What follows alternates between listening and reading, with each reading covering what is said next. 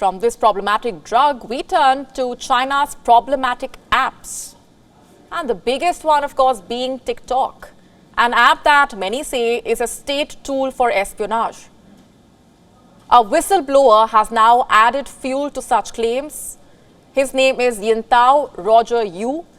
He says that China used TikTok to spy on protesters during the pro-democracy movement in Hong Kong. How exactly?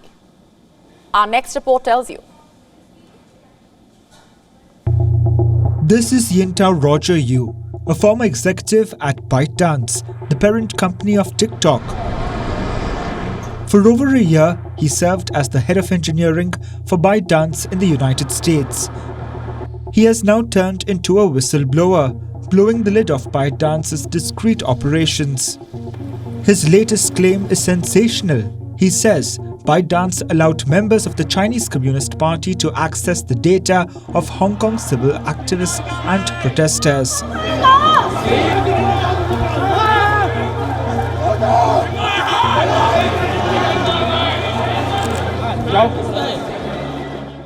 These allegations are contained in a San Francisco Superior Court filing made this week as part of a lawsuit brought by Mr. Yu. Here's what Mr. Yu has claimed in the filing.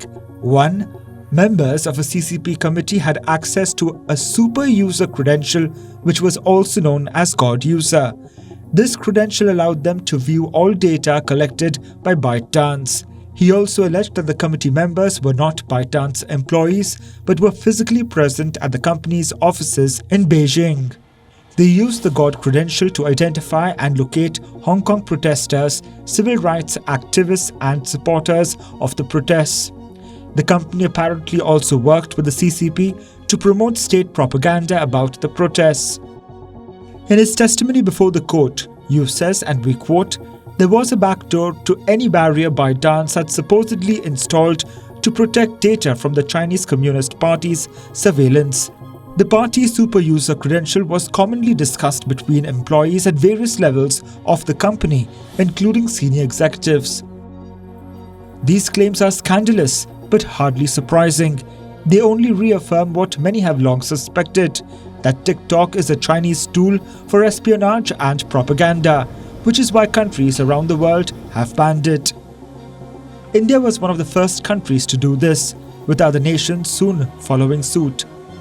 In February this year, Canada banned TikTok on all Canadian government devices. Then in March, the European Parliament decided to ban TikTok from staff phones. Then in April, Australia banned TikTok from federal government devices. But unlike India, which has imposed a sweeping nationwide ban, most nations have only banned the app from the devices of government officials. Will the new revelations on how TikTok spies on the common man widen the scope of bans? We say it's about time. Bureau Report, WION, World is One. WION now available in your country. Download the app now. Get all the updates on the move.